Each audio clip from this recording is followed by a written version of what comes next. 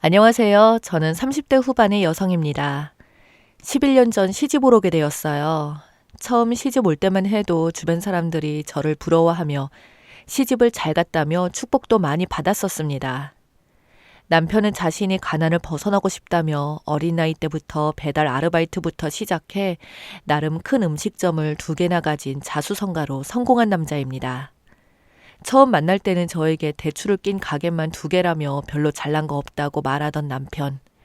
그렇게 겸손한 모습에 반했었는데 그 이유가 있었습니다. 사실 남편을 소개해준 것은 바로 저희 부모님이셨어요.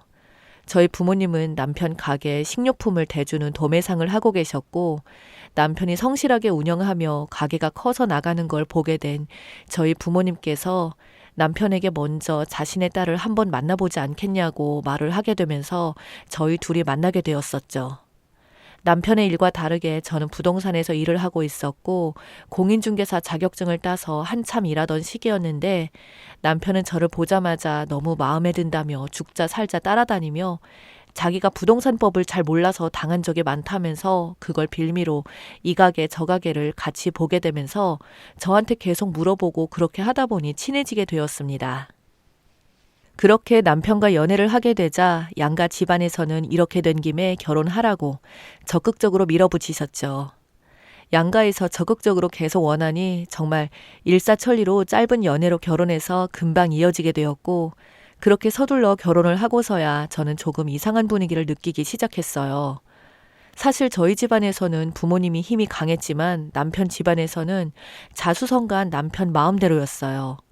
남편은 시부모님의 말을 듣는 둥 마는 둥 하면서 조금이라도 기분이 나쁘면 그래서 도대체 나한테 해준 게 뭐가 있냐고 그런 말들을 하냐며 부모와 자식을 도와주지 못할 망정 용돈이나 받으면 주는 대로 받고 그냥 가만히 있으라고 내가 아버지보다 잘나서 이렇게 잘 사는 거니까 제발 좀 자기 인생에 뭐라 할 자격도 없다고 하더군요. 이게 일부분만 말해서 그렇지 이것보다 훨씬 심한 태도로 말한 적도 많았고 급기야 시아버지께서는 한탄을 하며 눈물을 흘리며 남편에게 말하기를 너도 이놈아 나중에 자식 한번 낳아보라고 네가 잘 되기를 바라는 마음에서 말하는 거라니까 남편은 코웃음을 치며 제 자식은 아버지처럼 안 키울 거라고 공부도 제대로 시키고 과외도 시키고 어릴 때부터 필요한 건 다 사줄 거라면서 갑자기 명절날 먹고 있던 다과상을 발로 차고는 밖에 나가는 모습에 저는 경악을 했죠. 그래서 저는 남편을 따라 나와 말하기를 아무리 화가 난다 해도 그렇지 너무한 거 아니냐고 부모님 다과상을 발로 차는 페루나가 어디 있냐고 했더니 남편은 격분하며 지금 하늘 같은 남편이 아니라 시부모 편드는 거냐며 너도 정신 똑바로 안 차리면 자기한테 버려질 거라고 줄 제대로 잡으라며 눈치 더럽게 없다고 외치고서는 나가버리더군요. 사실 그때가 제가 임신 7개월 차라 그 전이었으면 진짜 뒤도 안 돌아보고 이혼했을 텐데 막달이 다 되어서 이혼도 못하고 남편의 그런 모습에 저는 아무 말조차 하지 못했습니다. 그렇게 첫째 아들을 출산하고 나서는 집에서 몸조리를 하는데 저에게도 갑자기 엄청난 일이 생겼습니다. 바로 부모님이 부도가 나신 거죠. 도매업을 하시다가 큰 식당이 부도가 나서 그러는데 그대로 부도를 맞으신 겁니다. 다급한 김에 사위인 남편에게 부탁했으나 남편이 부모님에게 한 말이라고는 딸 자식 인생까지 말아먹고 싶지 않으시면 그런 부탁은 하는 게 아니라며 단호하게 거절했다네요. 한편으로는 이해가 되었지만 또 한편으로는 섭섭하기도 했습니다. 결국 그렇게 부모님이 부도가 나버리자 남편의 폐악질은 저희 부모님과 저한테도 오더군요.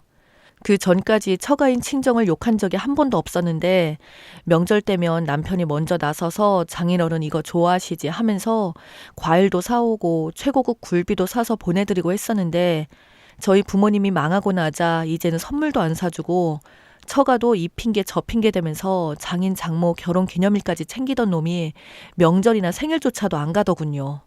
제가 그것 때문에 너무 스트레스 받고 힘들어해서 한 번은 저희 부모님께서 괜히 우리 때문에 부부끼리 서로 상처 주는 원인이 되지 않았으면 좋겠다며 말하시던 아버지 때문에 어쩔 수 없이 저는 또 꾹 참았어요.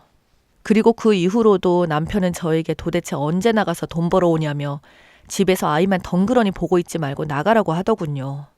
제가 너무 기가 차서 내가 나가면 애는 누가 보냐고. 당신이 그럼 돌보미 아줌마 구해줄 거냐고 하니까 남편은 저에게 아무 일 없이 집구석에서 놀고 있는 네 부모님이나 우리 부모님 부르면 되지. 뭐 그런 고민을 하냐며 역정을 내며 쏘아붙이던 남편. 그렇게 처음에는 저희 어머니가 오셔서 아이를 돌봐줬지만 남편은 고생했다고 10원짜리 하나 엄마에게 안 주려고 하더군요. 제가 부동산 나가서 버는 돈으로 엄마의 용돈을 좀 챙겨주자. 남편은 무슨 돈을 그렇게 많이 주냐며 성질만 내길래 그날 제가 참다 폭발해서 대판 싸웠습니다. 저는 남편에게 말했어요. 네가 그럼 밖에 나가서 내가 어머님한테 용돈 드린 것보다 저렴한 돌봄이 한번 구해보라고. 앞으로 네가 돈을 얼마를 벌던 난 신경 안 쓸 테니 집안일도 반반, 생활비도 반반, 육아비도 반반, 전부 다 반반 하자고 하니까 남편은 저에게 분수도 모르고 까분다더니 그 돈조차 주기가 싫은지 본인 월급날만 되면 어떻게든 이 핑계 저 핑계 대며 돈을 안 주려고 하더군요. 그래도 자기 아들 사랑은 지극해서 맨날 집에 오면 저를 투명인간 마냥 취급하며 들여다보지 않고 무조건 아들하고만 놀고 있더군요. 저한테는 10,000원짜리 하나 쓰는 것도 일일이 따지는 놈이 아들 일이라면 수십만 원 장난감에 수백만 원짜리 유모차도 사와서 쓰는 걸 보면 남편으로서는 최악이었지만 아빠로서는 좋은 건가 싶어서 참고 넘겼습니다.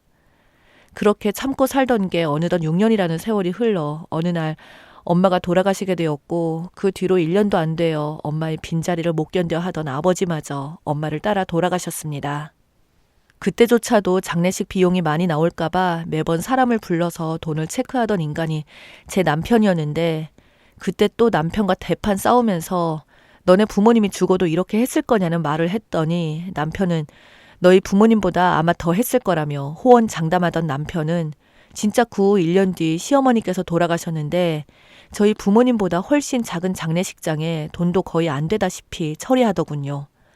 그러다 보니 시아버지가 분노하며 자기 돈으로 제대로 하겠다니까 그 돈도 어차피 자기가 준 돈 아니냐며 자식 돈으로 생색내지 말고 아버지가 돈 좀 직접 버르시라며 이 집안의 가장은 나라고 어머니 장례식을 그렇게 단촐하게 끝내는 걸 보고는 인간이 정말 사람도 아니라는 걸 느꼈죠. TV에서 말하는 자기밖에 모르는 극단적인 소시오패스, 그런 부류의 정신병자라는 걸 알았습니다.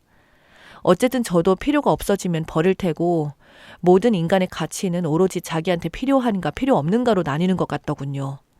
그때 아버님 혼자서 외롭게 지내는 모습을 보자 돌아가신 저희 아버지가 떠올랐고 그래서 저는 일이 없던 날이면 항상 짬을 내어 점심을 챙겨서 아버님 집으로 찾아가 식사를 차려드리고 청소도 해드리고 했습니다.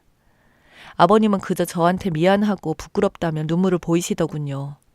그렇게 아버님을 제 친아버지처럼 여기며 모실 무렵 도저히 남편과 같이 살 수 없는 일이 발생했습니다. 바로 아들 문제였어요. 아들을 자신의 분신처럼 여기며 그렇게 끔찍히도 아꼈었는데 아들이 점차 커가면서 학교에 들어갔지만 성적이 좋지 못했습니다. 남편은 자신이 어릴 적 집안 형편이 어려워 대학을 못 간 것을 평생의 한으로 여기며 아들이 태어날 때부터 반드시 자기 아들은 서울대를 보낼 거라며 몇 번이나 강조하던 이야기였었거든요. 근데 우리 아들이 공부를 못하고 오히려 일반 애들보다 조금은 지능지수가 많이 떨어지는 편이라는 이야기를 듣자 갑자기 그날부터 남편은 마음속으로 아들을 점점 멀리하더군요.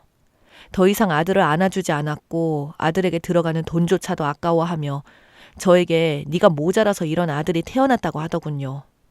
저희 아들이 똑똑한 편은 아니었지만 그렇다고 해서 저와 남편이 하는 말도 못 알아들을 정도로 멍청한 건 아니었거든요. 아들은 자기를 그렇게 사랑해주던 아빠가 갑자기 자기를 무시하는 말과 모욕들을 내뱉고 자기로 인해 저와 남편의 부부싸움까지 벌어지자 마음의 문을 걸어 잠그고 저에게 묻기를 자기는 왜 태어난 거냐고 묻더군요. 저는 그 말을 아들에게 듣는 순간 더 이상은 우리 아들을 저런 빌어먹을 남편에게서 키우다가는 정말 망가질 것 같아서 남편에게 진지하게 이혼하자고 말했습니다. 그러자 남편은 오히려 저에게 고맙다며 안 그래도 인간으로서의 최소한의 염치는 있다고 하더군요. 근데 이혼하면서도 돈 한 푼 안 들이려고 하길래 소송을 정말 악착같이 해서 돈을 받아내려고 하였지만 남편은 반대로 어떻게든 안 주려고 여기저기 은닉하려고 했지만 천성이 자기밖에 모르는 인간이니 누군가를 믿지도 못했었죠. 결국 그 인간의 재산과 양육비를 받아내서 지금 살고 있던 집을 받게 되었습니다. 그 뒤로 제가 아들을 놔두고 여전히 일하니까 돈은 안 모이지만 얼추 먹고 살만해졌는데 제가 일에 매달리니 아이를 돌볼 데가 없었어요. 저는 이혼하고 나서도 시아버님께는 여전히 꾸준히 찾아뵀었습니다.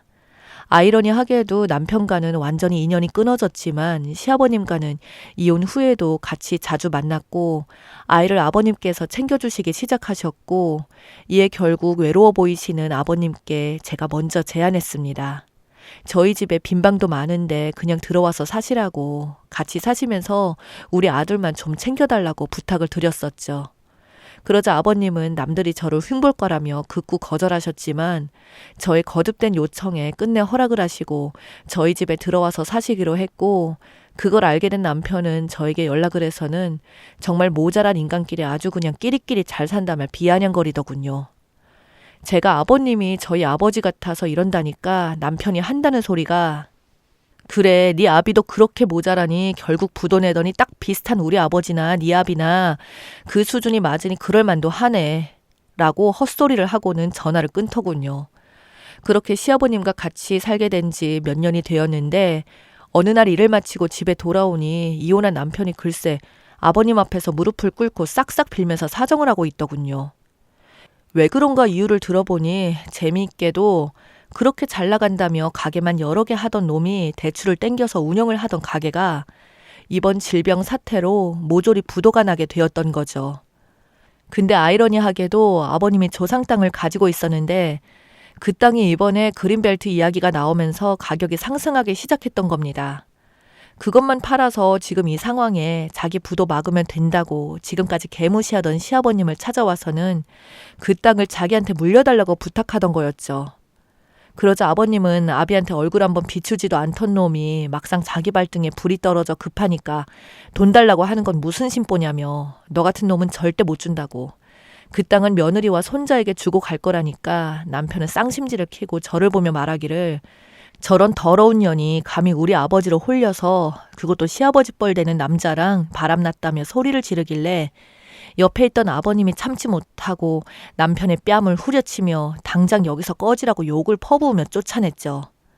그 뒤로 그 땅을 진짜로 저에게 증여하며 말하기를 앞으로 내가 죽으면 너에게 주려고 했던 거라고 친구 통해서 알아보니까 어차피 내가 너에게 증여한다 해도 그놈이 재산을 찾아갈 방법들이 많으니까 어떻게 그 땅을 팔아서 내가 죽기 전에 다 써버리라고 말하셨습니다. 그 이후 그렇게 받은 땅은 제가 처분하게 되어 돈이 생겼지만 어떤 식으로 돈을 써야 할지 고민이네요. 그 와중에 망나니 남편은 아버님 돌아가실 날만 기다리고 있는 듯 했습니다. 그래야 법적으로 자신의 상속분을 저에게 뺏어올 수 있으니까요. 그러면서 저에게 차마 입에 담지 못할 더러운 말들을 하는데 참 인간이 추하게 짝이 없더군요.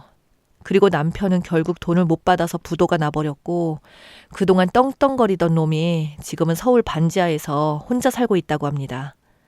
그 이후 가끔씩 저에게 문자 메시지로 자기가 잠시 미쳤었다고 구구절절한 긴 내용으로 용서를 구하는데 저에게는 전혀 마음에 와닿지 않아요. 앞으로도 남편을 무시하고 셋이서 그냥 오순도순 살아갈 생각입니다.